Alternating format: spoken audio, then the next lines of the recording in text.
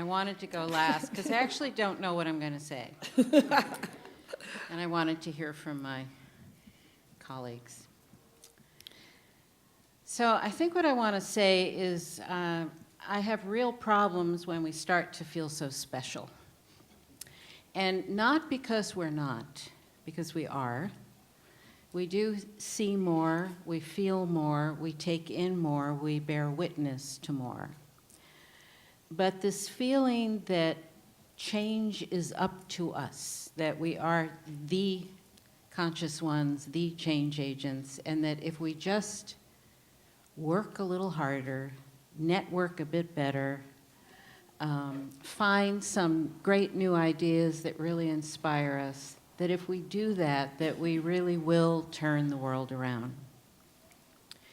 For me, that is an incredibly disabling, de-energizing, and dangerous position for people who are so committed to turning the world around. I'm looking here at my different book titles, and they do chart a journey that I would not be on without Barrett Kohler, and I have often expressed my gratitude to you, Steve, but tonight especially, you know my life and work would not have been here without you and Barrett Kohler. So a few years ago, I wrote a book on perseverance because I was starting to tune into the fact that I am no longer inspired. I am exhausted.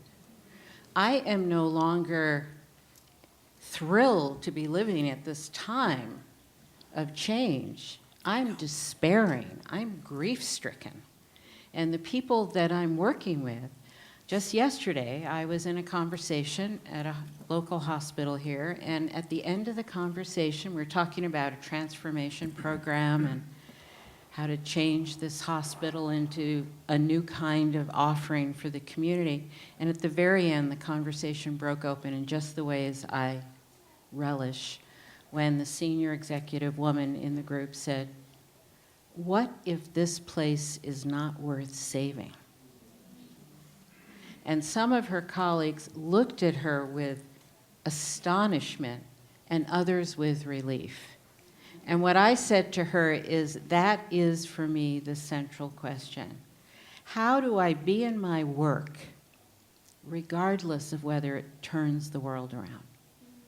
How do I be in my work with full conviction that this is my right work, no matter what happens? And so I asked her, could we just hold that question? That's an unanswerable question. What if our work bears no results? Or what if it bears results contrary to what we were hoping for? These are the questions I want to be holding as I do the work of trying to create change. And it's a very, I don't even know the word for it. It's this tightrope between despair and energy, between conviction and grief. And those aren't even corresponding emotions, but that's how, it's a big jumble of very deep and dark emotions. I work with people now who, in the National Park Service, because of global climate change, suddenly find themselves as park superintendents having to play God, having to decide which species they are going to try and protect, knowing that it's only going to get a lot worse and there's going to be a lot more loss of species. So what we talk about now is, how do you hold that grief and still get up every morning? And I think that that's the beauty of the written page. It's that we can put these ideas out so that they inspire contemplation. I appreciate everything Peter said about, what the internet does not give us. And one of the things it has given us is the destruction of time to think and the ability to think.